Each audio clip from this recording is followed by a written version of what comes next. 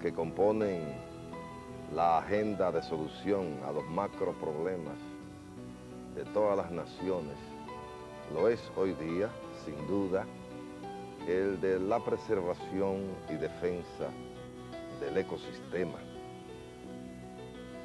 del hábitat de los pueblos.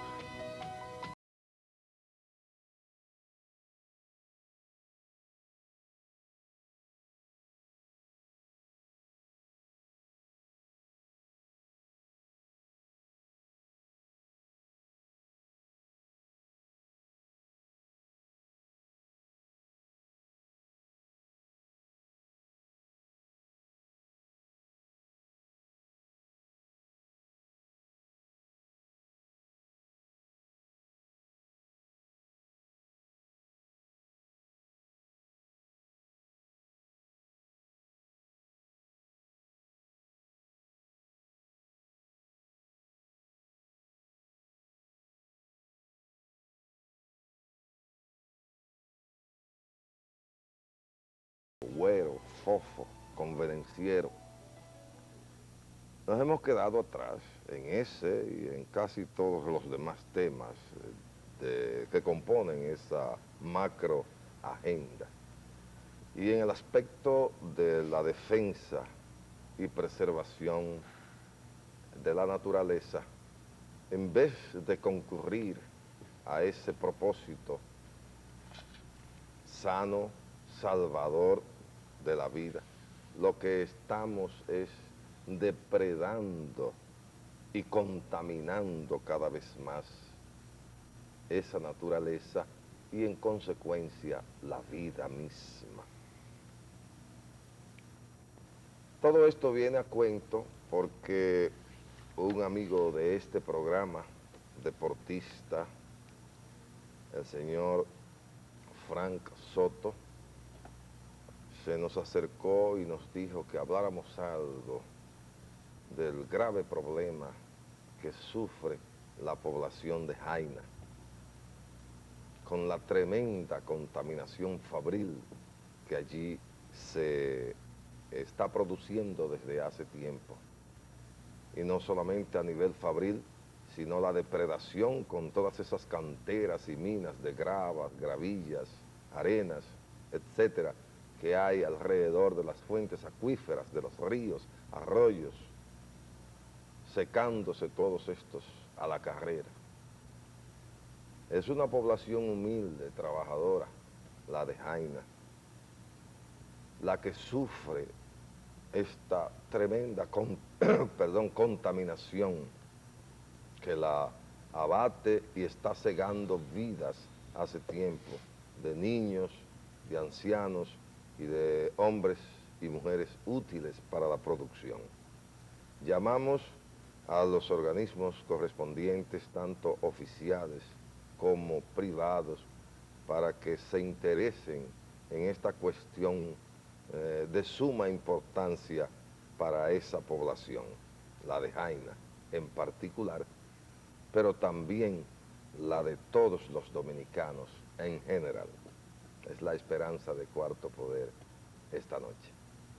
Les dejamos de inmediato con nuestros entrevistados de hoy, los señores doctores Pedro Manuel Casals Victoria, dirigente del Grupo Patriótico Unión Nacionalista, el abogado de los tribunales de la República, doctor Ramón Emilio Concepción, y el arquitecto Leopoldo Espaillat Nanita, también dirigente de Unión Nacionalista y reconocido hombre público dominicano. Buenas noches. Buenas noches, Miguel. ¿Cómo se sienten? Muy bien, muy bien. Bueno, hay un tema que Cuarto Poder ha considerado de mucha importancia.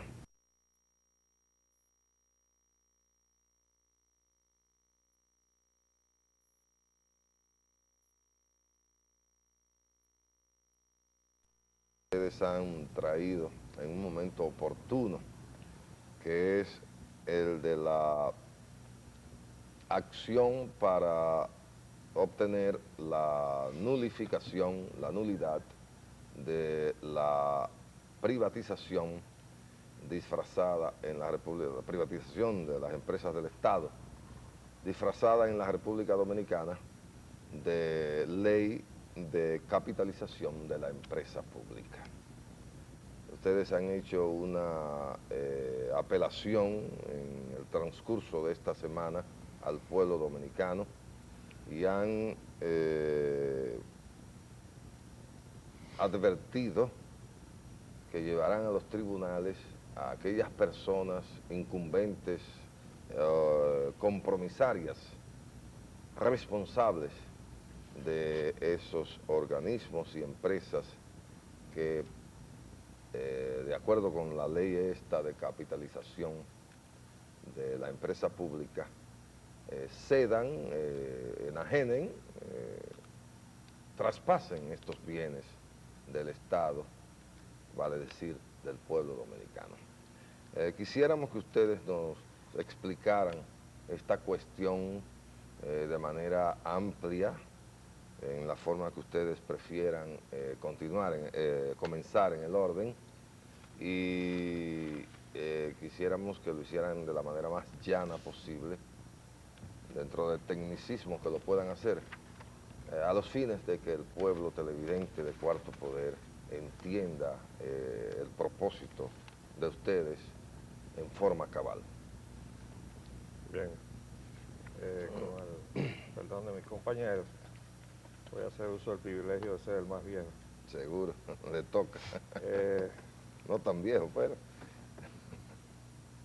Mi intervención va dirigida a explicar una vez más al pueblo dominicano cuál es la esencia de este proceso que se ha llamado de distintas maneras globalización, neoliberalismo, modernización y no sé cuántos calificativos más. Se le quedó apertura. Sí, es que hay muchos mecanismos que están en juego. De hecho, la globalización es una realidad en el sentido de que el mundo se hace cada vez más interdependiente en la medida en que la tecnología acelera la facilidad de comunicación de los países, de los pueblos, y hace que las personas incluso a través de los celulares ahora tengan la facilidad de poder comunicarse con cualquier punto del mundo desde el sitio donde esté. La capacidad de moverse rápidamente por vía de los aviones modernos a un punto u otro del mundo ha empequeñecido el globo terráqueo. Pero eso no debería aumentar la dependencia, sino la interdependencia. Es decir, eso no significa el hecho de que nos podamos comunicar mejor, que dejemos de ser lo que somos, o que desvirtuemos las esencias y las identidades de cada uno de nuestros países o de cada una de las personas para pasar a hacer otra cosa. Significa que tenemos que comunicarnos mejor, como podríamos decir, ser mejores vecinos con las personas que nos rodean en nuestro entorno inmediato, en el lugar donde vivimos. Deberíamos ser mejores vecinos. Cada día más en las relaciones de los grandes centros urbanos, esa comunicación se va lesionando, presionado quizás por la gran cantidad de personas que cohabitan en un mismo lugar. De modo que lo que tenemos realmente en el discurso y en la propaganda es una distorsión del concepto. La globalización no significa el aplastamiento de las entidades nacionales. No tiene que significar eso. Se nos quiere decir que en la nueva conceptualización del mundo, en esa interpretación acomodaticia de la globalización, las fronteras nacionales deben desaparecer, las identidades nacionales deben desaparecer y por ende también los intereses nacionales. Pero eso no está hecho ni siquiera para favorecer a un país y a un pueblo en particular, y me refiero específicamente en este momento a la única potencia militar y mundial que se llaman los Estados Unidos de América. Ese modelo le está haciendo daño a todo el mundo, incluyendo al pueblo de los Estados Unidos. ¿A quién favorece entonces la globalización? Bueno, favorece a grandes capitales que han emigrado de los países, se han colocado en una especie de limbo fiscal es decir, en lugares a donde no se paga impuestos, los llamados paraísos fiscales, y se mueven esos capitales de un lugar a otro del globo terráqueo a través de las bolsas de valores, y han globalizado la especulación financiera, incorporando o pretendiendo incorporar cada vez más economías al juego de la especulación. Pero eso es precisamente lo que hemos estado viendo fracasar en los últimos tiempos. Lo que ha sucedido en México, lo que está pasando en Argentina, lo que sucede en Brasil, en todos los países a donde ellos han logrado de alguna manera doblegar la voluntad nacional para implantar esta última modalidad de los intereses transnacionales, lo que ha pasado sencillo y claramente es el fracaso de esas economías hasta el punto de que el hermano pueblo de México está al borde de la guerra civil. Desde luego, ese proyecto de dominación económica ha cumplido varias etapas. Primero, pasamos por el periodo del endeudamiento y quizás el amigo y hermano Pedro Manuel Casal podrá explicar esto mucho mejor que yo. Se facilitaron créditos a nivel internacional con el propósito de comprometer a los países en un compromiso mayor del de sus posibilidades. Pero en ese momento se decía, los países tienen una capacidad de endeudamiento ilimitada, y yo recuerdo ese discurso porque nos tocó vivir en él, o pasar por él, e incluso afrontarlo durante los años 70, en un periodo en el cual incluso desempeñamos algunas posiciones públicas de cierta importancia. Entonces, y como muy recientemente he escuchado también a funcionarios de este gobierno decir, la capacidad del Estado es ilimitada, eso ni siquiera está copada la posibilidad de endeudamiento de la República Dominicana. ¿Por qué? Bueno, porque a través del endeudamiento que se hizo, que se convirtió luego en un ariete para doblegar la voluntad del gobierno de entonces y también doblegar los intereses nacionales, fue multiplicada N veces a través de la especulación financiera. La usura internacional de los bancos llevó al punto que uno de los países más ricos del continente, con una enorme riqueza petrolera que fue México, fue el primero que dijo, yo no puedo pagar los intereses de la deuda. Y por ahí fueron desfilando las demás economías, las más fuertes de Latinoamérica, doblegadas por la usura. Entonces, y a partir de entonces, vinieron distintas fases del proceso. Luego vino el asunto de la economía de servicios, con la cual se nos dijo, las monedas de estos países están sobrevaloradas, realmente hay que ajustarlas a la realidad, hay que transparentar y hay que, en fin, se hicieron muchísimas, sincerizar la economía y todas esas cosas para devaluar nuestras monedas. ¿Qué era lo que se buscaba?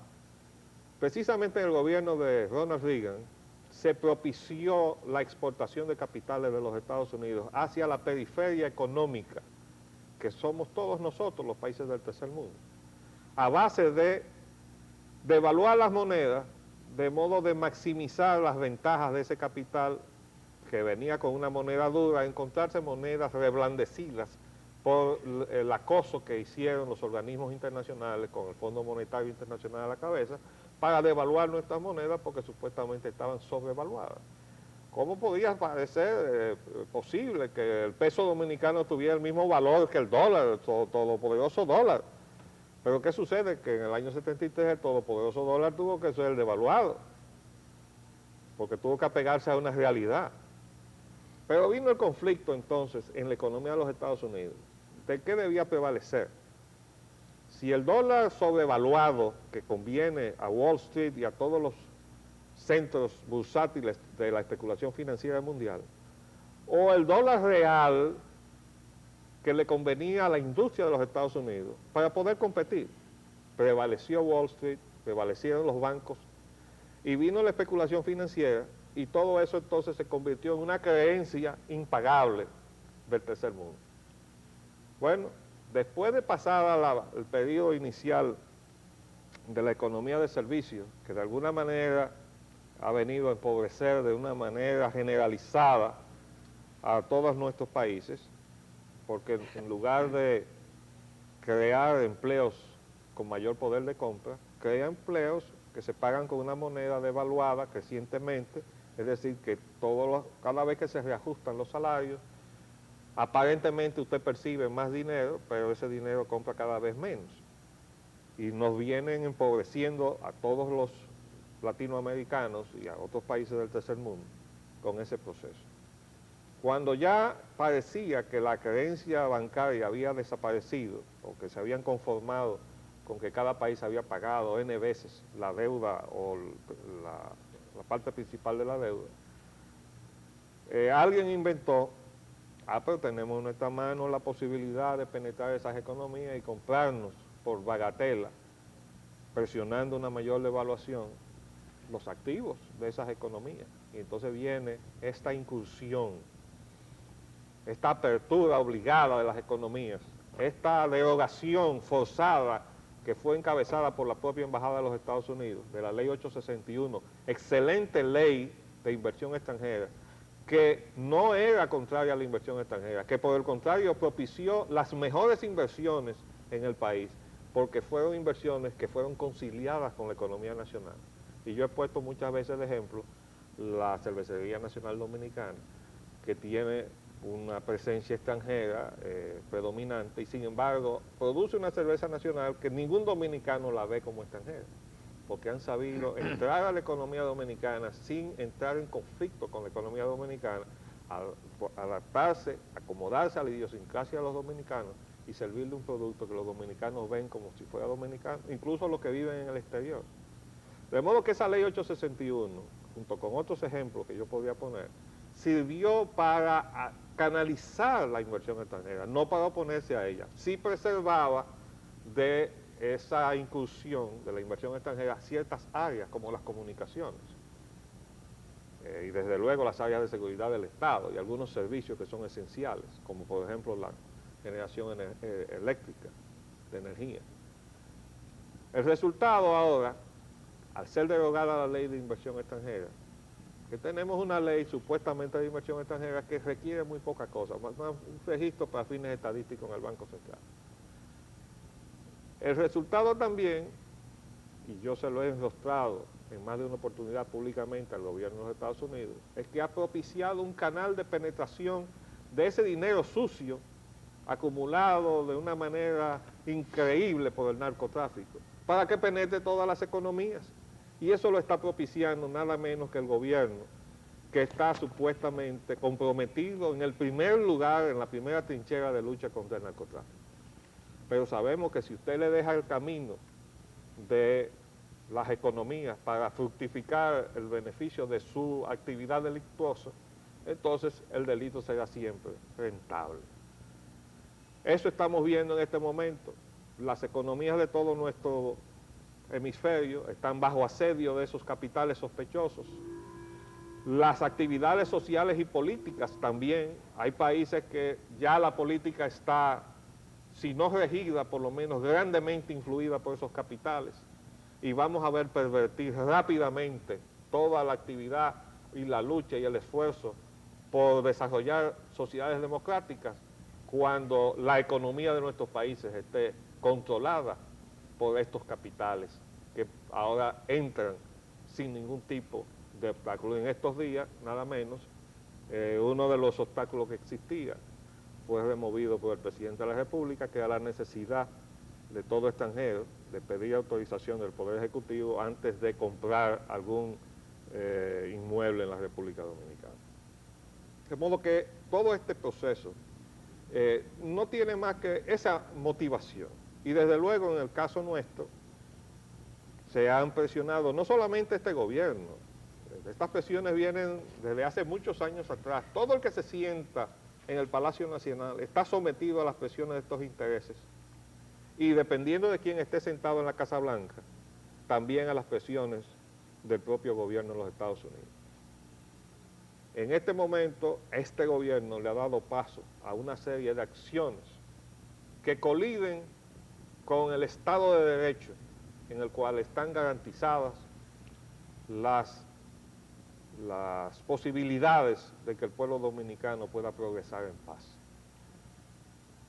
si se modifica en la forma en que se está haciendo en este momento al margen del Estado de Derecho, que significa el respeto a la Constitución y a las leyes, lo que son las actividades económicas, sociales y políticas de la República Dominicana, el destino que le estamos dejando a nuestros hijos, a nuestros descendientes, será muy oscuro e implicaría un acto de enorme irresponsabilidad de esta generación a la que nosotros pertenecemos, el quedarnos de brazos cruzados por conveniencias particulares o por preservar algún tipo de posición o de privilegio. Nosotros tenemos una responsabilidad que no podemos pasarle a la generación de nuestros hijos, porque sería como una bola que se desprende en la ladera de una montaña, que si se deja correr mucho, un trecho muy largo, se convierte en una lucha indetenible. A nosotros nos toca detener esta bola cuando todavía está pequeña, cuando todavía nosotros tenemos recursos para actuar contra ella. Por eso un grupo de ciudadanos, en interés de preservar este patrimonio de la nación, que es el futuro de los dominicanos, hemos actuado ante los tribunales poniendo en manos del doctor Concepción, Ramón Emilio Concepción, un distinguido abogado, el representarnos en acción legal frente a aquellos puntos en donde esta acción privatizadora ha venido a distorsionar no solamente la condición y calidad de vida de los dominicanos, sino también las bases de la democracia, que tienen que fundamentarse necesariamente en el respeto al Estado de Derecho que garantiza el derecho de cada uno de los ciudadanos. Y a partir de ahí, yo dejo la palabra a mi amigo. Yo quisiera, antes que nada, decirles que el director general de CORDE, el señor Monchi Fadul, le dio de lado a esa pretensión del grupo de ustedes y prácticamente se rió de la misma cuando le restó importancia de manera total. Bueno, y nosotros le vamos a restar importancia a la opinión del señor Fadul, no nos vamos a ocupar de él. Pero Sí, como él es el director pero de bueno, CORDE, él no tiene dispone. una importancia, Ajá. tiene una importancia la declaración, yo no la he visto, bueno, sí, que haya la dado- oí en la radio. que haya dado el señor Fadul. Nosotros hemos dicho que dependiendo de la actitud que asuman los funcionarios, el debate puede pasar de la jurisdicción constitucional a la jurisdicción criminal.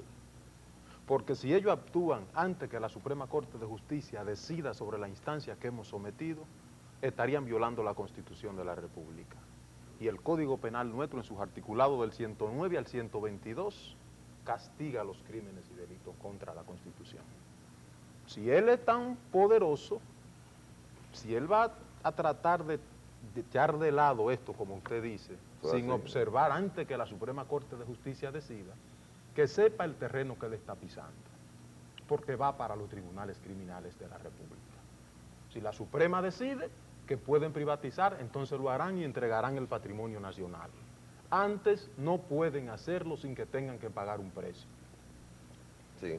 Además, él puede ir a la cárcel por lo menos 2 años por otras leyes a las que me voy a referir. Pero, retomando lo de Polín, que es muy brillante la introducción de este asunto, yo quería acotar que los estados nacionales, a diferencia de las personas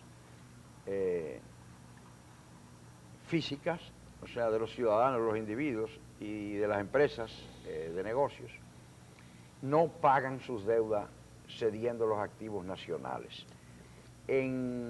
Para nosotros, los simples ciudadanos o los empresarios, si tenemos una deuda, generalmente hipotecaria, y carecemos de la solvencia necesaria para cumplir oportunamente, o sea, en el día debido, en el día acordado, tenemos la obligación indispensable, inexorable, de entregar nuestros activos dados en garantía. Ese es el funcionamiento normal de los préstamos para el sector privado, para la persona privada.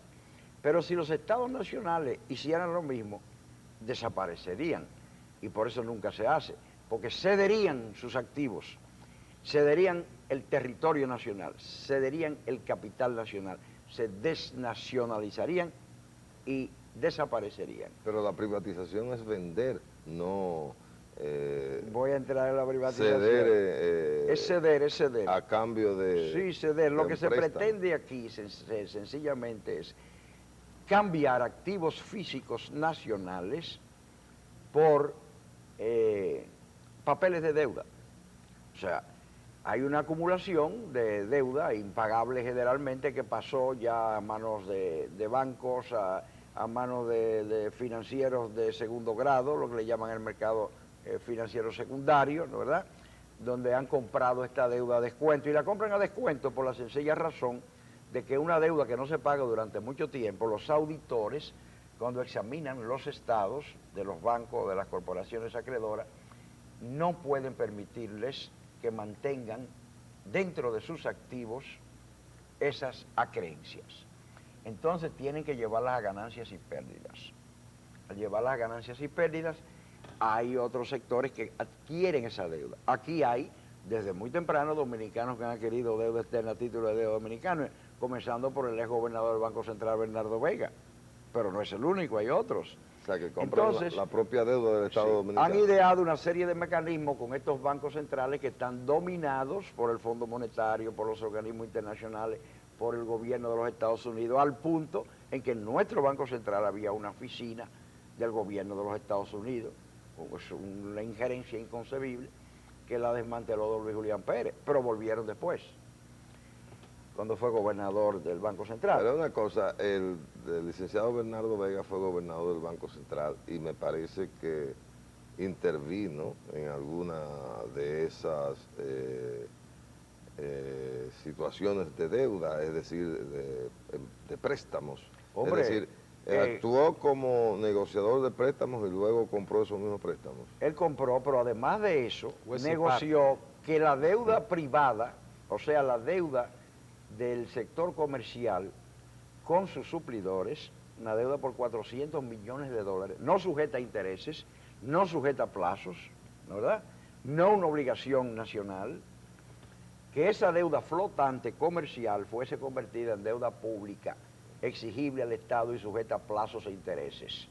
Y ahí metió una partida de millones de dólares que estaban borrados del libro por los acreedores también, haciendo un negocio realmente vil, censurable y por el cual debe tener que pagar algún día. Entonces aumentó así la deuda externa dominicana. Pero también se excedió en una serie de operaciones deshonestas totalmente y antinacionales, por lo cual el agente local del Fondo Monetario, señor Julio González, exigió al presidente Jorge Blanco entonces su destitución, apoyándose en documentos que le mostró demostrativos de que cuando devaluó la moneda, Bernardo Vega le cambió a la par más de 70 millones de dólares a un grupo de empresarios favorecidos. Entonces eso no se lo pudo tragar el fondo, que se traga hasta una ballena, ¿no, verdad? Y pidió la destitución y Salvador le concedió la destitución de Bernardo Vega. Pero la mayoría, con notables excepciones como don Luis Julián y 2 o 3 personas, Mario Rí también, de estos gobernadores de Banco Central, pues se han aprovechado de estos negocios de préstamo. Y la mayoría de la gente no conoce que cada vez que se paga un vencimiento de deuda externa dominicana, hay algunos de estos funcionarios y el secretario de Finanzas que están cobrando comisiones del cuarto del 1, del octavo del 1, del medio del 1. Por eso, cada vez que se discute el asunto de no pagar la deuda externa, salen como un croar de ranas diciendo que no, que hay que mantener el crédito público, que no se puede dañar el crédito público porque están chupando dinero que paga, que le saque el Estado de sus espaldas a toda la nación, hasta el niño que compra un caramelo, porque se dedican el impuesto a la gasolina y todo lo que repercute en él y otros impuestos para pagar la deuda externa. Entonces la deuda externa es el instrumento de la dependencia por la deuda externa. Ahora es que se quiere que el Estado dominicano ceda sus activos, entregue sus empresas públicas, no solo sus empresas públicas, sino sus yacimientos mineros, su dominio de sus recursos naturales. Y últimamente el presidente Leónidas Fernández, llegado al extremo que mencionó el arquitecto Payananita, increíble, de que el último valladar que quedaba para impedir el apoderamiento irrestricto por el capital extranjero, ya no de nuestro capital público, sino de nuestro capital privado, o sea, de nuestras fincas, de nuestros solares, del territorio dominicano, de todo, lo ha hecho derogando, que no lo ha podido hacer, porque eso es nulo totalmente, como diré de pasada, el decreto 2543 de 1945 de Rafael Leonidas Trujillo Molina, el decreto ley que modificaba, ampliándolo, el decreto número 102 de julio de 1942. Ambos decretos fueron dictados en virtud de la Ley de Emergencia Nacional de 1942, cuando nuestro país entró en guerra con las potencias del eje, la Segunda Guerra Mundial. Entonces, en esa época, se prohibió el ingreso irrestricto de dinero extranjero, de capitales extranjeros, porque podía venir infiltrado dinero, ¿no verdad?, de esas potencias para operaciones antinacionales. Quisiera acotar la paradoja. Déjame terminarte esto. No, con su permiso. Sí, es bueno porque bueno, ¿qué sucede? Que no solamente habría que... yo sé, yo lo que recurrir, quiero que se déjame terminar el ilustre. concepto, porque es que me corta y se me pierde, perdón. Es que no solamente se requería autorización del Poder Ejecutivo, ¿no?, y esto es muy importante, sino que el inversionista hasta ahora tenía que dar cuenta con lujo de detalles, con todo detalle, del origen de su dinero y certificar el origen de ese dinero con 2 testigos. Eso es lo que acaba de eliminar ese decreto del presidente Fernández, con lo cual abre además la puerta para el lavado de dinero, el dinero del narcotráfico.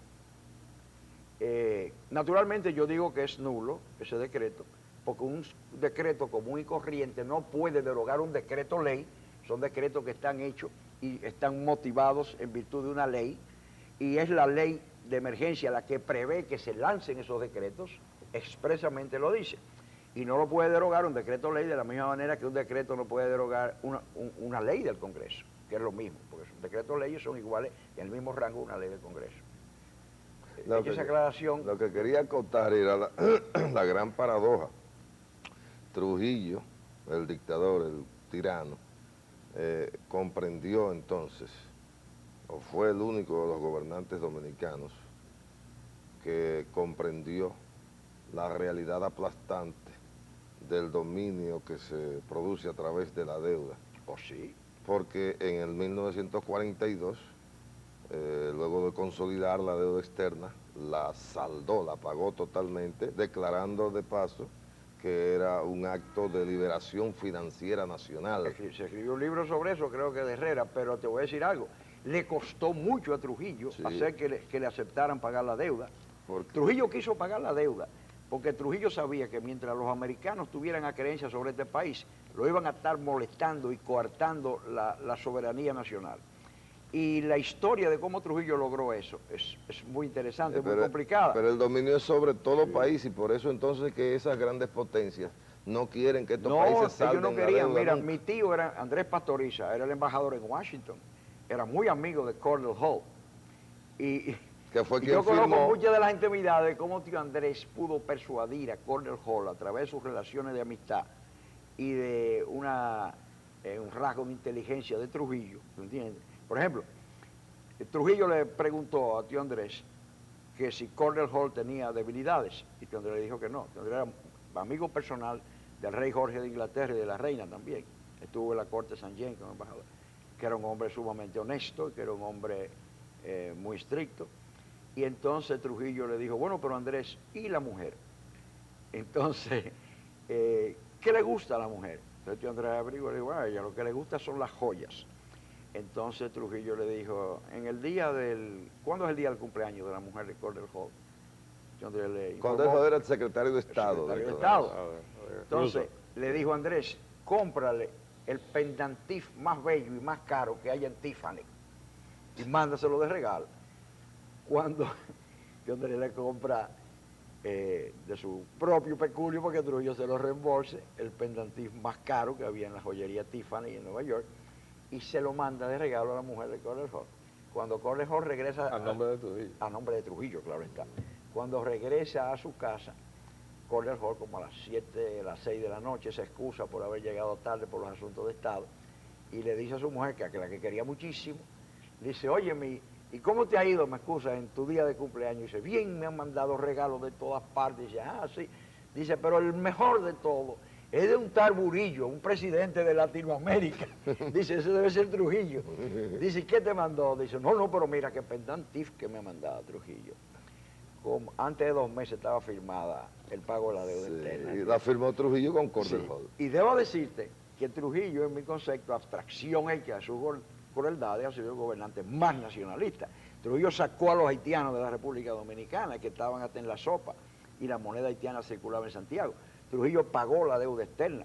Trujillo nacionalizó las empresas azucareras, la Corporación Dominicana de Electricidad, y mantuvo una política firme nacionalista en el plano internacional y todo. Desgraciadamente todo lo que está haciendo Trujillo, pues lo están destruyendo aquí.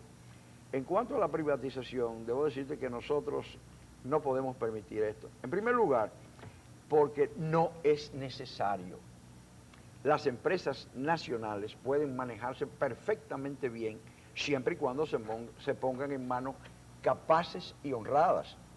Lo que ha pasado, como dijo recientemente el arquitecto españolanista, es que usted no puede pretender que ninguna empresa pública o privada se maneje bien si usted pone un inepto o un ladrón a manejarla, que es lo que ha ocurrido sistemáticamente aquí. Hace unos días, creo que en diciembre, el embajador francés en la República Dominicana, Henri Vidal, dijo que en Francia todos los servicios públicos están en manos del Estado, incluyendo el eléctrico, y que se manejan perfectamente bien, porque se manejan con criterios privados y las personas que los manejan son personas excelentes como las hay aquí, dijo el embajador francés. Entonces, si nosotros permitimos que el capital público del Estado, el capital acumulado por el trabajo de la nación durante décadas, pase a control extranjero, si permitimos también que el capital privado, nuestras empresas, nuestras tierras, nuestras playas, nuestros bosques, nuestras fincas, pasen a manos del capital privado con ese decreto, porque debo aclarar que el instrumento para hacerlo sería que vienen los aventureros financieros, le compran con papeles de deuda a los bancos sus carteras, sus hipotecas vencidas o no vencidas, y automáticamente son dueños de toda la tierra, no tienen que negociar con ningún propietario. Y en algunos casos pues pueden comprar también. Pueden comprar la frontera también, o parte de la frontera, para hacer avanzar a los haitianos. Y olvidé decir, Paulín y Concepción, que detrás de ese decreto hay otra cosa, otro gran negocio también, como lo hay dentro de la privatización, que ha motivado 4 visitas al presidente de la República a un banco de Santo Domingo, que es el que está instrumentando eso, y uno de cuyos dirigentes es uno de los dirigentes de la Comisión de la Reforma Pública, lo que puede traer implicaciones conflictivas de tipo penal también. Debo decir que el 23 de julio de 1997, Leonel Fernández envió al Senado de la República un proyecto de acuerdo con la Caja Francesa de Desarrollo, mediante el cual se le da libertad absoluta a un grupo francés para crear hipoteca, grabar hipoteca, hacer préstamos, todo tipo de operaciones de bienes raíces, sin sujetarse expresamente a las normas bancarias de aquí, y para transferir a Francia libremente el fruto de sus actividades. Y poco antes de eso, el gobierno, por 2 vías, meses atrás, reveló que un grupo francés y europeo había detectado el yacimiento de oro más grande del mundo en la frontera dominico-haitiana. De modo que lo que manda la privatización que está haciendo el presidente por varias vías es un negocio de empresarios extranjeros en el que están involucrados los funcionarios nacionales. Hay que decir, perdón, que para rebatir el asunto de la crítica al decreto, o la derogación del decreto, se ha dicho ese decreto se tomó bajo un estado de guerra que ya no existe, dejando de lado que el mundo está en una guerra económica, y no es que constante. si no es de país a país, es guerra de bloques, entre bloques, y a veces bloques que se tratan de tragar individualmente, entonces También las pequeñas sí, naciones. si me permite. Y a propósito de eso, arquitecto, aquí hay una oficina de abogados muy importante del país que está dando cursos de maestría en universidades, que uno de sus abogados, que le tocaba una cátedra esa noche, el día que salió el decreto fue con la jactancia a los alumnos de decirle, miren, ese decreto fue obra de nuestra oficina. ¿Cómo? porque nuestra oficina entendía que eso era una traba para la inversión extranjera. Y por eso nosotros le recomendamos al presidente la derogación de ese decreto. Una oficina que va a manejar parte de la privatización en República Pues esa Dominicana. oficina desconoce derecho, Concepción. Ya veremos. Es un decreto ley. Ya No, veremos. ella no es que desconozca el derecho, sino Posible, que es una de las conozca muy oficinas bien más de importantes negocios. del país. Conoce mucho de Deseo negocios. agregar que la ley 16 establece que solamente mediante una ley especial del Congreso puede ser derogada. Esa ley está vigente, no ha sido derogada nunca. Pero además establece algo que deberían saber los que están atizándose los bigotes, jalándose los bigotes como el gato, Regodeándose. regodeándose, comerse de festín, ¿no, verdad? Que esa ley establece penas de prisión, 2 años de prisión, y confiscación de bienes a cualquiera que realice una violación de esos decretos. Luego, estando esos decretos vigentes, porque son decretos leyes, no habiendo sido derogados por ahí, cualquier operación de negocio que se haga al amparo de eso está sujeta a la confiscación de bienes y a la prisión. Debo decir que este grupo casualmente se ha formado porque nosotros hemos pensado que todavía vivimos bajo un Estado de Derecho. Cierto que el Poder Ejecutivo está intentando gobernar por decreto siguiendo los consejos del asesor de Fujimori y de los Dawager y de otros funcionarios que públicamente le han recomendado otra cosa. Lleva 20 y tantas violaciones constitucionales que están siendo debidamente catalogadas. Cierto que el Congreso de la República, dominado por los partidos, no ha actuado como debe ser, como guardián constitucional, sancionando a los funcionarios del Poder Ejecutivo que cometan esos actos, para los cuales puede decretar, bajo acusación de la Cámara de Diputados del Senado, la pena de destitución hasta el presidente de la República. Queda la Suprema Corte de Justicia, en la que hemos confiado porque ha sido electa de una manera muy especial, con una rigurosa selección. Creemos que son personas que tienen la real intención de actuar con independencia de cualquier poder público nacional o internacional, y ante esa guardiana del Estado de Derecho de la Constitución hemos elevado esta primera instancia y otras más que serán elevadas, especialmente contra funcionarios que violen la ley 4701 o esta ley que acabo de mencionar, o las leyes electorales, ¿verdad?, que establecen pena también de prisión, etc. O sea, hemos recurrido a esto porque si no la República es desmantelada. Desmantelada por 3 vías: la pérdida del capital público, la pérdida del capital privado, la pérdida del territorio y la pérdida de la nación con el avanzado proceso de haitianización. Entonces, todos ustedes no pueden dejarnos nosotros este trabajo. Ustedes tienen que incorporarse masivamente en todas sus provincias, en todas sus secciones, en todos sus municipios, hacer contacto con nosotros, incorporarse a esta lucha cívica. Si nosotros fallamos en esta lucha cívica, el único recurso que le queda a la sociedad para evitar perder la soberanía, la nación, todo, es la resistencia a la opresión que reconoce el derecho público internacional, para decir, la movilización de toda la nación para impedir su propia destrucción.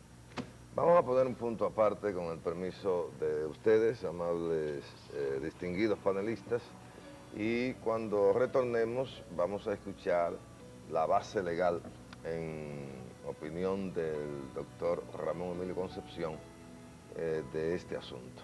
Con el permiso de ustedes y de nuestros amables televidentes. Mensajes nos han enviado el administrador general del Banco de Reservas de la República, doctor Roberto Saladín Celín, se complace en invitarnos al acto de lanzamiento de la campaña publicitaria Las Reservas del País, que tendrá lugar el miércoles 28 de enero a las 7:30 de la noche en el Salón Anacaona del Hotel Jaragua. También la Universidad Dominicana OIM, 32 años, al celebrar el Consejo Docente y el rector José Rafael Abinader, al celebrar el 32º aniversario de la fundación de la OIM, nos invitan a la solemne ceremonia de graduación que se efectuará el viernes 30 de enero a las 5 de la tarde en el Paraninfo del edificio Dr. Eugenio Fernández Mocta, acto en el cual será homenajeado el prestante ciudadano José Luis Corripio Pepín con el doctorado honoris causa de la Facultad de Ciencias Médicas. La Atlantic Logic Services S.A. nos invita a la inauguración de sus nuevas oficinas y presentación de su nuevo servicio de compras internacionales por catálogo en la avenida Rómulo Betancourt, 1410 en el ensanche Bellavista, viernes 30 de enero también a las 6:30 de la tarde. Una felicitación de nuestro querido amigo Milvio de Marchena Morún. Fertilizantes Santo Domingo nos envía un ejemplar del calendario agrícola Fersan para 1998 que cada año edita la empresa y distribuye de manera gratuita entre millares de dirigentes, productores y técnicos del agro nacional. Agradecemos el envío de este ejemplar al periodista Mario Rivadulla, director de Relaciones Públicas de Fersan. Bueno, el Colegio Dominicano de Periodistas Profesionales nos envía su boletín, su último boletín, donde aparece la juramentación de la directiva 97-99 con su presidenta Mercedes Castillo. Y gracias por esa. La Unión de Movimientos Democráticos objeta y cuestiona el carácter político, partidista y reeleccionista, según le llama, del diálogo nacional que ha o está impulsando el gobierno. También el Banco Popular informa de los resultados de los negocios de 1997. Muestra optimismo ante el futuro inmediato de la banca. El presidente del Banco Popular, señor Manuel Grullón, dio a conocer a la opinión pública los resultados de las gestiones de negocios de esa entidad bancaria. Pasó balance de las actividades más importantes llevadas a cabo durante el pasado año y trazó los lineamientos generales que seguirá la institución en el 98 hasta el 2000. Las informaciones fueron dadas a conocer en un encuentro de ejecutivos y editores económicos de importantes medios de comunicación con el señor Grullón. Bueno, ahí se detallan todos los beneficios y avances del Grupo Financiero Popular, fundamentalmente del Banco Popular, durante el 1997. Bien, vamos a pasar la palabra al doctor Ramón Emilio Concepción para que nos dé una explicación, nos ilustre en torno a la basamenta legal de la acción que ante los tribunales, mejor dicho, ante la Suprema Corte de Justicia, han elevado. Hay un asunto, Miguel, que antes de entrar a ese aspecto legal debo recalcar. Si en Dominicana perdemos de vista lo que está sucediendo a nivel internacional, difícilmente podamos entender lo que está pasando y lo que puede pasar aquí en República Dominicana. Para nadie es un secreto que hay una crisis financiera internacional que ya no tiene revuelta, ya no se devuelve. Es una crisis total. El sudeste asiático derrumbado, Europa derrumbada, huelgas en masa en Francia, en Checoslovaquia, en todas partes, producto de esta política globalizadora. Lo que significa que tenemos antecedentes ya en el mundo de que el sistema, de que el modelo fracasó. Comenzó lo que yo llamo el inicio del final de la globalización. Y es justamente en estos momentos donde ya en Estados Unidos, la propia Inglaterra está por revisar esta política neoliberal, que son sus impulsores, porque está destruyendo esas naciones. En República Dominicana, de repente, sale una embestida de que hay que implementar el modelo, de que hay que privatizarlo todo, de que hay que regalar el patrimonio nacional. Y es bueno que el país sepa, y esto sí quiero que le pongan atención, qué ha ocurrido casi a escala continental con las privatizaciones. Ejemplo, un recorte de periódico dice, creen narco penetra banca, pero en el contexto dice, tras la privatización, la banca quedó en manos de prominentes familias vinculadas al partido de gobierno Alianza Republicana Nacionalista, entre ellos el expresidente Alfredo Cristiani, producto de la privatización en San Salvador. Otro ejemplo, al banquillo aumentan las críticas tras privatización en Colombia. Escándalo tras escándalo. Otro ejemplo, la famosa Argentina, nación que los dominicanos debemos guardar casi reverencia por ella siempre. La Argentina se está destruyendo como consecuencia de esta política. se reparten los fondos, genera la privatización. Nunca antes el gobierno neojusticialista y neoliberal había aceptado compartir dinero de la reforma del Estado, y menos aún el de una gran empresa, en este caso el sector de préstamo para la vivienda. Lo vendieron y se lo repartieron los políticos argentinos. Por los escándalos que produjo esa privatización, se vio una jueza en la obligación de declarar la nulidad del decreto que privatizaba los aeropuertos. Ah, pues hay un antecedente ya, un precedente. Pero seguro, seguro, lo que habrá de pasar aquí con la instancia que hemos sometido también. Continúan conflictos por desempleo. Bueno, esa es la responsabilidad de la Suprema Corte de Justicia. La privatización de la empresa petrolera YPF convirtió a Cutralco en un pueblo de desempleados de la Patagonia Argentina, producto de la privatización. Tanto que hablan de Chile, que lo ponen como ejemplo. El modelo. Venta de empresas desata escándalo en Chile. Ahí hay un escándalo casi de 7.000 millones de dólares, que se lo cogieron 7 de los que participaron en la privatización de Chile. Chile se remece la estantería, producto también de la privatización. Y hay más. Y esa vitrina. La vitrina Chile, pero hay más, Miguel. Abren nuevo frente de conflicto. Alemán pedirá nulidad de las privatizaciones mal hechas. ¿Dónde? En Nicaragua. Ah, pues donde quiera. Encuentran evidencia corrupción Nicaragua, también como consecuencia de la privatización. Aquí fue uno de los asuntos más graves de la privatización. En Nicaragua hay ingenios que están valorados, que fueron donados precisamente por Cuba, valorados en 150 millones de dólares. Y oigan el dato, 150 millones de dólares lo privatizaron por 8 millones de dólares para pagarlo en 10 años. Eso es la privatización. Los ladrones. Argentina, crisis arrodilla más de 1 millón como consecuencia de la privatización. Trata, justicia, nula privatización. Es decir, allá mismo. igual, donde quiera lo que ha habido son escándalos. México, el México eterno de siempre. México lindo y querido. Chávez afirmó Al que borde. Salinas tiene una relación con el partido de Castillo Pereza. Ahí El están. Partido Acción Nacional tiene vínculo con poderosos hombres de negocios y amansó una enorme fortuna en el proceso de privatización de la empresa paraestatales. Ahí están al borde de matarse entre todos. Globalización y privatización, la Ojalá. vía más corta a la pobreza también en México. En México, modernización destruye México. La palabrita bonita que están utilizando aquí, modernización, transformación, capitalización. Esa se le quedó a Oye al este dato, arquitecto. oigan este dato de lo que está pasando en México. En México privatizaron el sistema de carretera pública. Y a esto que lo oigan los ministros nuestros. Ante el estrepitoso fracaso del proyecto, el gobierno mexicano ha tenido que emitir 2.300 millones de dólares para asumir todas las obligaciones bancarias, por lo menos de 23 de esas 52 carreteras.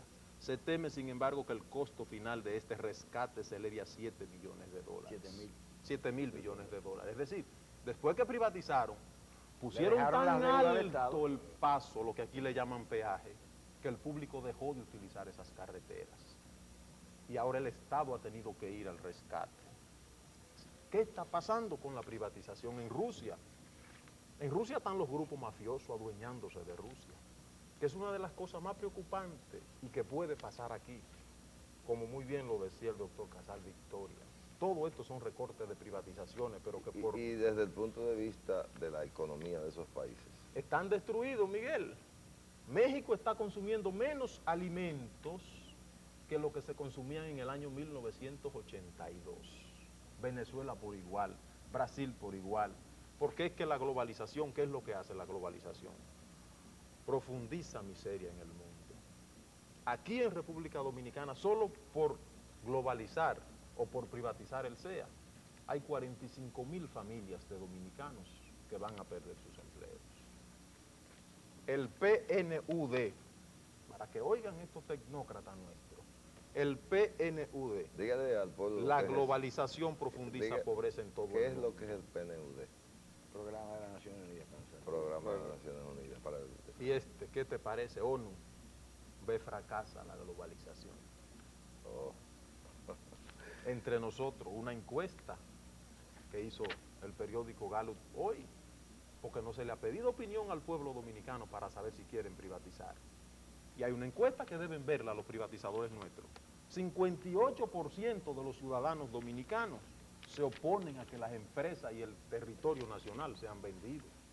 Luego hay que consultar al pueblo antes de tomar esas medidas. Aquí hay algo importante, porque se ha estado hablando de capitalización exactamente. de las empresas del Estado. Ese es el disfraz. A los que están utilizando ese término, esa palabra bonita, que oigan esto. Hay un título, Enrique Gersi, La fatiga de la reforma en América Latina. Un neoliberal de uña en el rabo. Y dice, después que se queja de lo lenta que va la privatización en todo el continente, tiene un parrafito que dice, Bolivia nunca pudo sincerar sus problemas y se arrojó en un fallido proceso privatizador que bajo el nombre de capitalización convirtió a todo el país en una inmensa empresa mixta, la más corrupta de las opciones. Ni qué decir de Venezuela y Ecuador. Bueno, en Venezuela hay un problema casi igual que el de En México. el mundo, Miguel, Pero en el mundo. aquí en la República Dominicana también hay ejemplos de privatización fallida. Está el sector energético.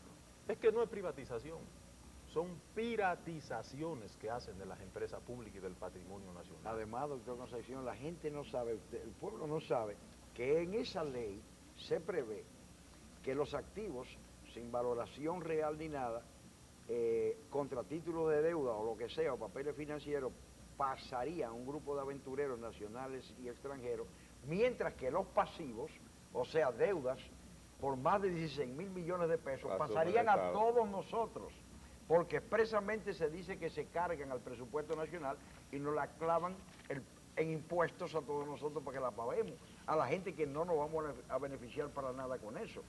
Además de eso, en esa ley, no solamente no se regulan las tarifas, como es el caso, por ejemplo, de la ley de electricidad, donde no se dice que se ajustarán a parámetros internacionales, por ejemplo, a la media de lo que se paga en Estados Unidos, en el estado de Florida, en el estado de Nueva York, San Juan de Puerto Rico, sino que se establecen sobre modelos de costos artificiosos preparados por los dueños de las empresas.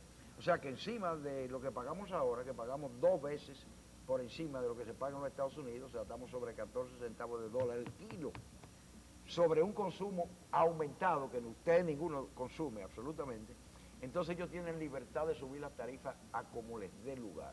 Entonces, esto es un robo evidente contra el pueblo y por eso cuando la gente se entere bien, ustedes se enteren bien de todo esto, no debe haber un 58% que proteste, sino un 100%, un 99% de los dominicanos que decida que hay que parar ese tipo de cosas. Voy a pasar, Miguel, al análisis técnico jurídico de la instancia que hemos depositado, pero antes voy a dar un dato. Salió esta semana en el periódico Hoy un artículo bajo mi firma titulado ¿A qué vino Kissinger? Siguiéndole, claro, los rastros. Fue a Rusia, fue a Argentina, fue a México, fue a Venezuela, destruyó las economías de esas naciones.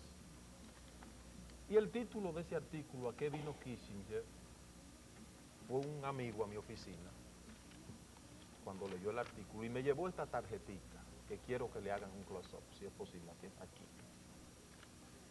Kissinger y asociado incorporado, William D. Rogers, vicepresidente del grupo Kissinger. El amigo que me llevó esta tarjetita a mi oficina me dijo, lo he oído a usted hablando mucho del problema de la privatización de las minerías, de los yacimientos, etcétera, etcétera.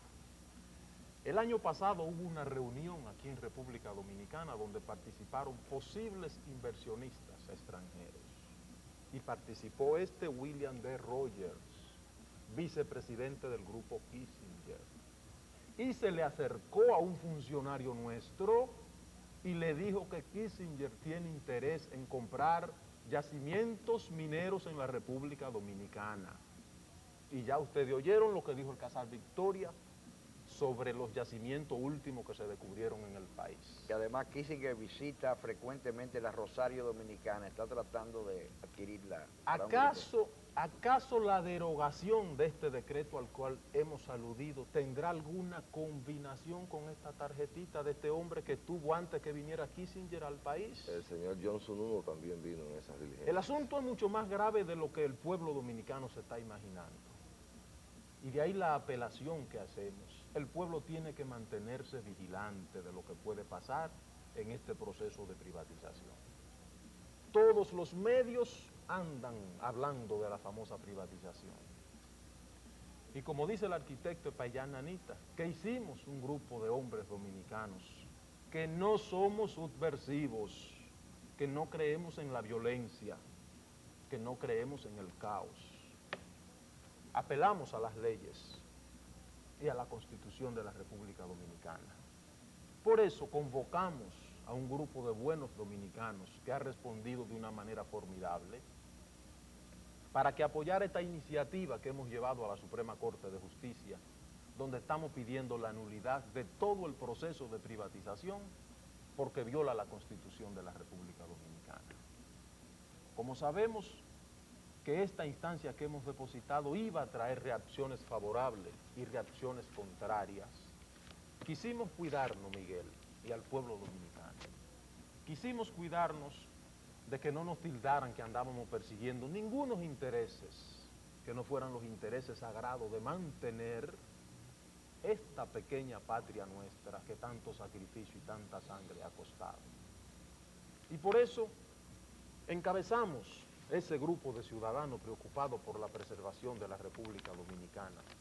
Encabezamos esta instancia con dos pensamientos que voy a permitirme leer. El primero dice así: sabemos que gentes habituadas a una superficial lectura y a una reprochable ligereza de juicio podrían suponer que esta iniciativa se hace en contra de algo o de alguien. Pero en el espíritu de sus autores solo señorea el propósito de salvar a nuestra patria del caos político y de la anarquía, asegurando de paso la colaboración de nuestra nación para el progreso del mundo.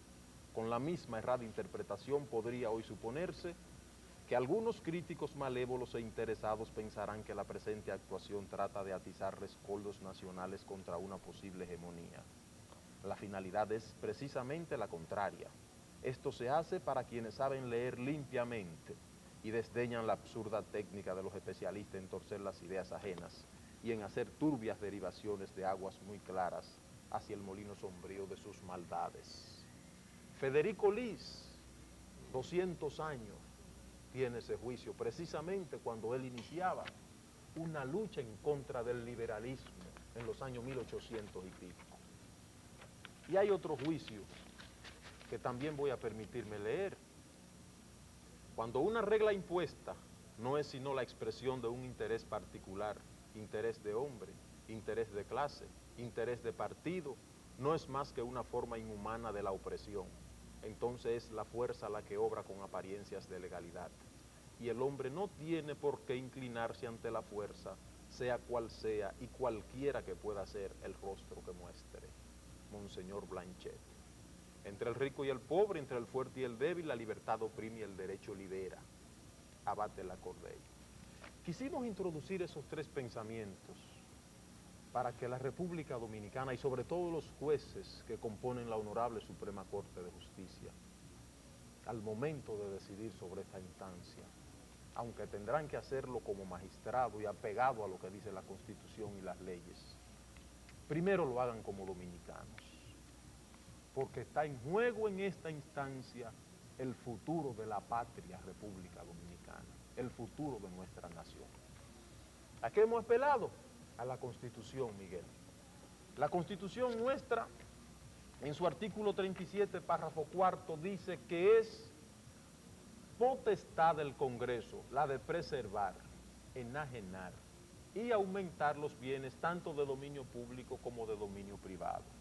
Es decir, si la Constitución de la República le da una facultad al Congreso de que es el único que puede disponer de los bienes, luego no puede votarse una ley que le permita al Ejecutivo o a una famosa comisión de reforma de la empresa pública disponer de esos bienes, porque ya hay una contradicción con la Constitución y esa ley que han votado, donde el Congreso delega las facultades que le da la Constitución para otorgársela al Ejecutivo.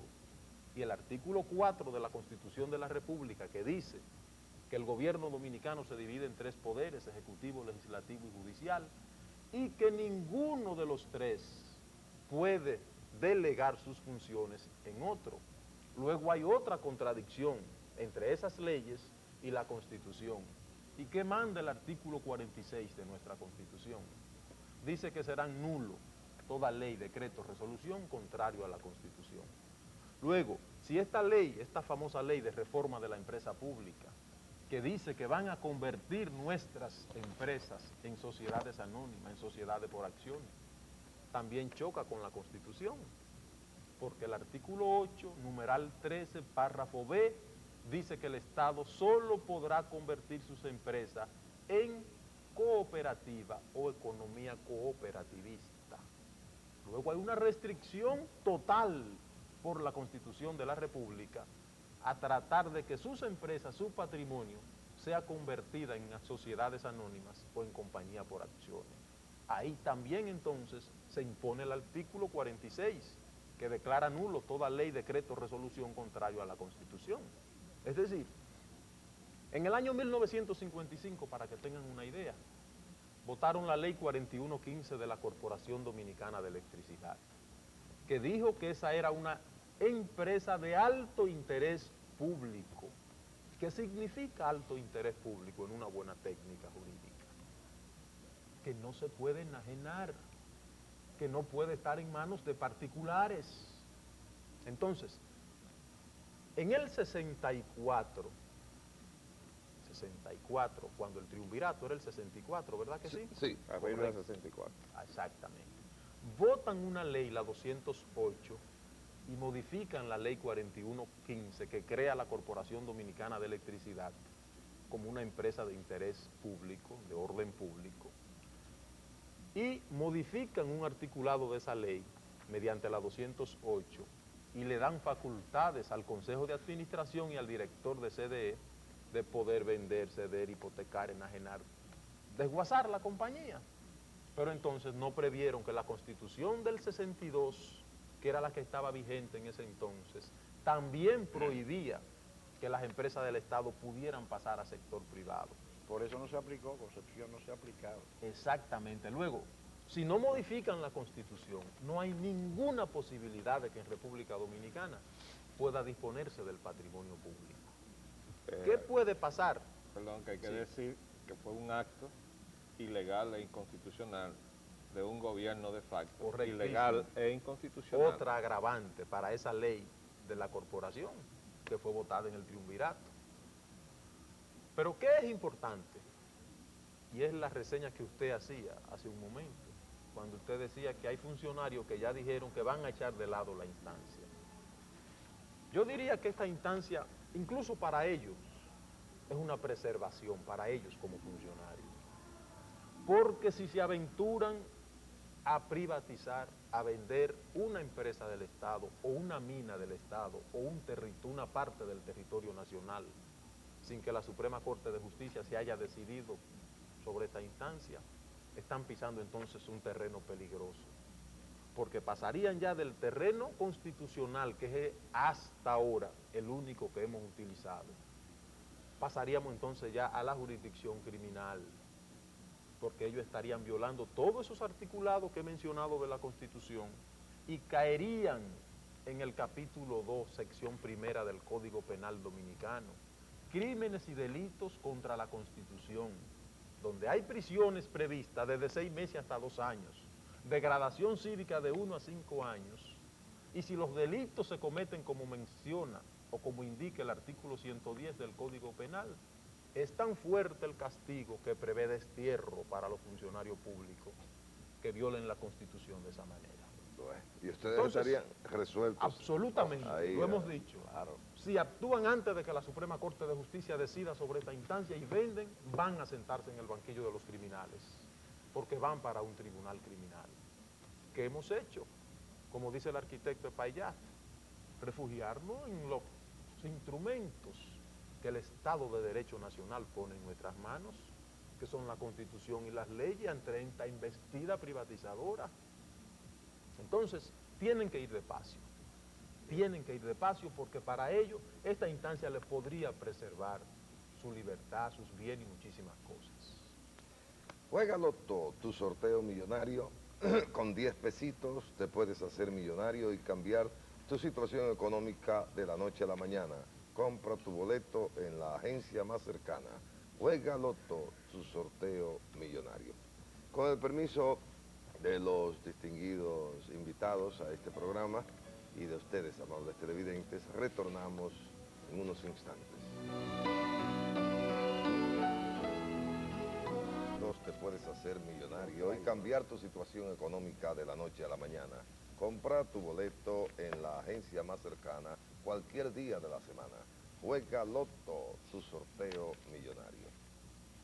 Bueno, hay un tema que no quiero dejar pasar por alto en este último segmento del programa, y es el que se refiere a la problemática dominico-haitiana. Los congresos de República Dominicana y Haití han estado ya sesionando en jornadas de trabajo, no sé si de manera institucional, es decir, como congresos plenos en sí, o por grupos de legisladores, pero ya se han hecho trabajos en ese sentido. Se informó en días pasados de que la UNESCO, que es para la Fundación, para la Organización para la Educación y la Cultura de la ONU, y Unión Latina, han iniciado un proyecto titulado Ínsula 2000, que es un diálogo intercultural entre Haití y la República Dominicana, que consiste en una serie de acciones centradas esencialmente en un nivel pedagógico para las iniciativas de ambos gobiernos y de la sociedad civil. Paralelo a estas actividades, saben los dominicanos que aparte de la presencia masiva de haitianos ilegales, el gobierno está importando de manera oficial haitianos, tanto para el corte de la caña como para la recolección de cosechas de rubros agrícolas en nuestro agro, en el campo. Y además de esto, ya se ha dicho que por lo menos en el Cibao noroestano, la presencia de la mano de obra haitiana supera con creces a la dominicana en proporción de un 60-40. Asimismo, fuimos testigos de los hechos de violencia que se produjeron entre dominicanos y haitianos en el sector de Cristo Rey llamado La 70, hace unos meses, donde murió un joven llamado Abelito. Y se dice que en la muerte de ese joven dominicano participó o ayudó un policía que es de origen haitiano. No sabemos si es dominicano, pero según se dijo, es de origen haitiano. Además, este problema de la violencia entre dominicanos y haitianos ha sido trasladado al sector La Puya, un barrio marginado que hay en las periferias de Arroyo Hondo. Y allí el matutino El Caribe decía que las disensiones y las peleas están a la orden del día, que los dominicanos acusan a los haitianos en La Puya de desplazarlos de los empleos de ocasión, es decir, del chiripeo, y que allí viven más de 1000 nacionales haitianos, nada más en ese sector de La Puya.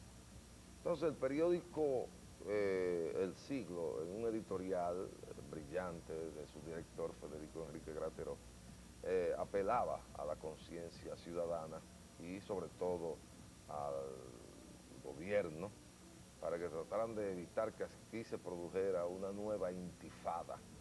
La intifada fue la gran violencia que se produjo, terrible violencia entre israelíes, judíos y árabes, es decir, palestinos, por el problema que los palestinos pues querían, es un problema que subsiste todavía, echar de sus territorios a los judíos que han estado asentándose como colonias en los territorios conquistados en las últimas guerras que ha habido entre israelíes y árabes.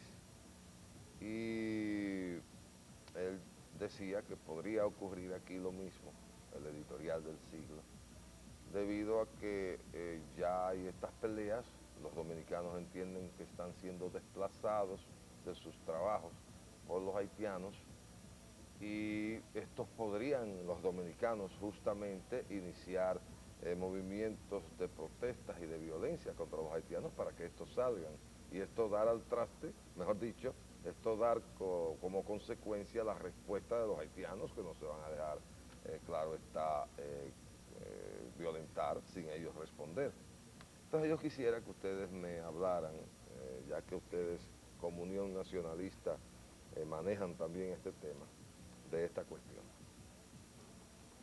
Bueno, yo quisiera comentar en primer lugar esta parte que se refiere a la infiltración cultural del concepto de la unificación de los dos territorios y por ende de los dos países, diciendo que a nosotros se nos ha dicho en muchísimas formas, algunas muy violentas, que esto es una especie de invención acomodaticia a cuestiones y propósitos electorales, el de la fusión entre los dos países.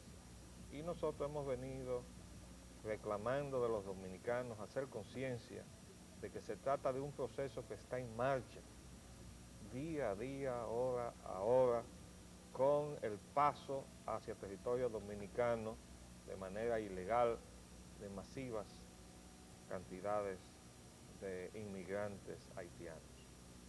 En estos días también se ha anunciado que las Fuerzas Armadas Dominicanas han emprendido una nueva embestida a todo lo largo de la frontera contra esa inmigración.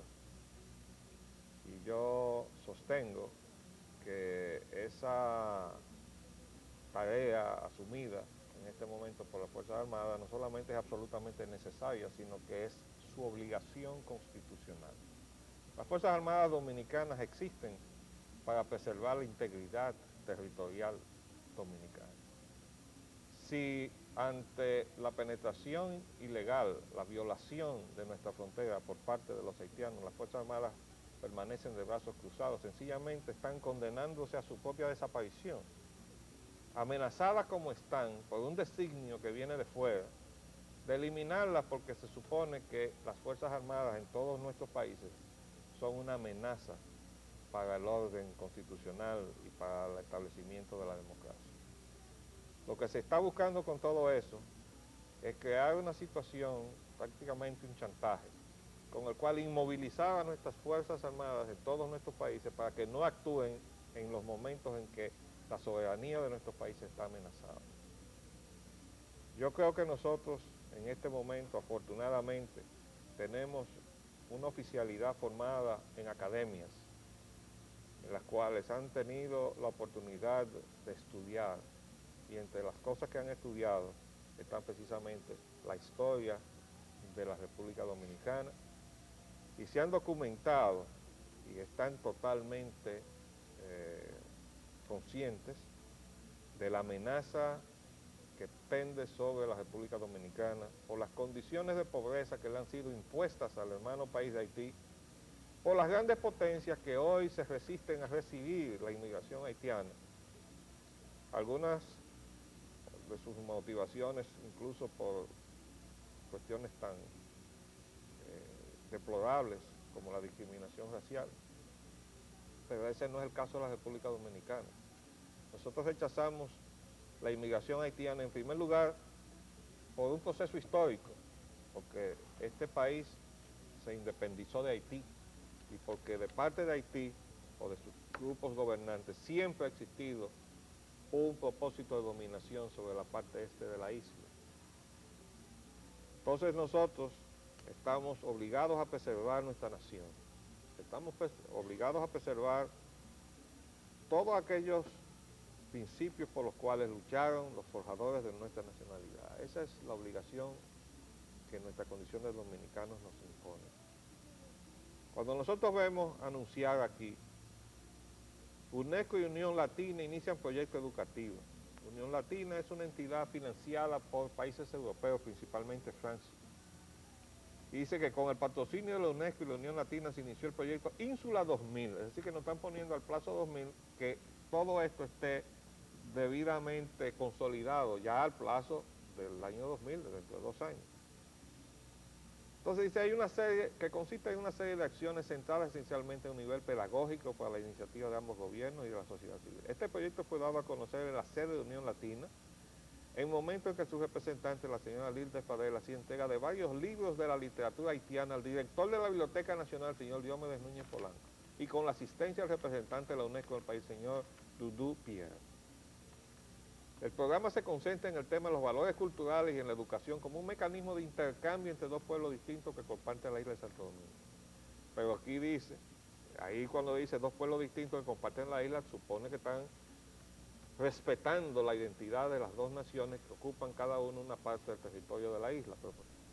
Pero aquí dice, este programa está dividido en varias etapas y consiste la primera en la enseñanza mutua de los idiomas, español en Haití y el francés en la República Dominicana, y que se inició a principios de 1997 con un curso acelerado de español realizado por la Universidad Católica Madre y Maestra, sede de un financiamiento de la AID para todas estas cosas, en la Universidad Quisqueya de Haití.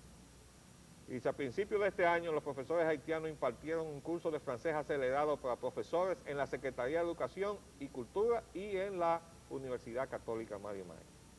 Y por ahí sigue diciendo que hay un programa radial aquí, otro programa radial allá. Dice las obras fundamentales para ambos pueblos, como las tituladas Prehistoria de nuestra isla, traducida por Bernardo Vega, tenía que ser. Los cacicazgos de la española, cuya versión francesa fue presentada en noviembre del 97 y están siendo traducidas dentro del marco de la Conferencia General de la UNESCO. Eso es para que no digan que nos estamos inventando cosas, es que estamos embarcados en esto. Y yo recuerdo que nuestro grupo siempre dijo, no esperen que va a haber un acto solemne con trompetas anunciando y alfombrados y firma de documentos anunciando la firma de una constitución común y la fusión, etcétera. No va a ser así, es una fusión de facto. Nos están llevando a modelo de servicios que comienza creando una situación de empobrecimiento por la devaluación de la moneda. Eso impulsa hacia afuera a los dominicanos, hacia el territorio más cercano que es Puerto Rico, a través del Canal de la Mona, arriesgando su vida, para escapar de la pobreza que se le está creando en su propio territorio, dejando un vacío que lo está llenando entonces la inmigración haitiana, que penetra cada día más a nuevas actividades económicas de la nación, haciéndonos cada vez más dependientes de esa inmigración. Entonces, creando una especie de trampa para que no podamos salir de ella, porque no tenemos mano de obra, porque los dominicanos ya fueron forzados a irse del país, y si se sacan rápidamente estos haitianos de aquí, entonces se paraliza la economía nacional. Entonces, ¿qué necesita eso? Necesita una posición de Estado. Este es un problema muy grave donde está en juego la supervivencia de esta nación, y eso es responsabilidad del presidente de la República, de todos los funcionarios de la nación, pero también del pueblo dominicano y de todos sus sectores conscientes. Porque esto no es un asunto de agredir a los haitianos en su condición de miseria. Es un asunto que la condición de miseria de ellos debe ser combatida allá en el territorio de ellos, ayudándolos desde aquí a que ellos puedan salir adelante en su territorio, preservando su soberanía, porque hoy por hoy Haití no es un Estado, es una nación desprovista de soberanía, todavía invadida, con un presidente que tiene una custodia de militares extranjeros, y por tanto todo lo que se puede estar haciendo en este momento con Haití carece de legitimidad. Pero en este punto yo le voy a dar paso al doctor Pedro Manuel Casals. Gracias, Tolín. En exceso de lo que dice el arquitecto Payán Anita, hay eventos que están ocurriendo rápidamente, que están superando algunas de las previsiones que nosotros tuvimos en ese aspecto. De hecho, intentan legalmente fusionarnos con Haití, haciéndonos ingresar como un ente conjunto al CARICOM, o sea, no ya como República Dominicana y Haití, sino como un ente denominado Hispaniola. Aquí ven ustedes que Haití propuso formalmente a la Cancillería Dominicana la eliminación de todo requisito de visado y de tránsito entre los dos países y la libre circulación, o sea, la eliminación de la frontera. Esto lo está cocinando la Cancillería Dominicana. Ayer o antes de ayer, específicamente el lunes, lo que mencionó Miguel ahorita, salió en la primera página del Listín Diario, firmada por el periodista Luis García, la noticia que de los congresos de Haití y de la República Dominicana sesionarían en conjunto, harían jornadas de trabajo para establecer legislaciones comunes sobre materias de migración, cuestiones fronterizas, etc. Por supuesto, esto además de antinacional es inconstitucional, porque el Congreso Dominicano legisla para la República Dominicana. El artículo 3 de la Constitución le impide totalmente aceptar injerencia externa en cuestiones internas. Tampoco pueden trasladarse fuera de la República de ninguna manera, ¿la verdad? Y en fin, bueno, esto es una monstruosidad. Pero en el Día de la Altagracia, el obispo de Higüey, este Turpén que está aquí, actual misión de la República, pide la unión de la República Dominicana y Haití con la presidencia obsequiosa y gozosa del presidente Leonel Fernández, que es la persona que está impulsando la haitianización por instrucciones. Esta información del Listín Diario es una manipulación de la prensa. El periodista evidentemente manipula la información, engaña a su periódico y engaña al público, porque no dice dónde se celebró esa reunión. Esa reunión celebrada entre legisladores haitianos, financiados, traídos aquí por la persona que organizó esa reunión, se celebró en la Universidad Católica Madre y Maestra, una reunión fusionista financiada con dinero de Washington. Yo estoy seguro de que los legisladores dominicanos, conscientes de que esto significa traición a la patria y un desafuero constitucional, dejarán de asistir a este tipo de reuniones. Pero con Agripino hay que tomar realmente ya acciones, porque su labor es extraordinariamente antinacional. Fíjense aquí lo que sale en esta información. Proponen a circular proyecto de nación. Agripino Núñez le entrega a Leonel Fernández una 500 páginas, un volumen de 500 páginas, un libro de 500 páginas, con un proyecto de nación, donde están los programas de los neoliberales de los partidos que él mismo redactó. Ese es el diálogo nacional. O sea, un libro para elegir una nueva nación. Señores, esta nación se creó como resultado de un proceso geológico en primer término, histórico, sociológico, antropológico, político. Nosotros somos una nación que nadie nos puede crear. Usted puede crear una nación nueva en las Guayanas con el pueblo haitiano si se hace algo semejante con financiamiento internacional. Pero este país no lo puede crear ni recrear nadie.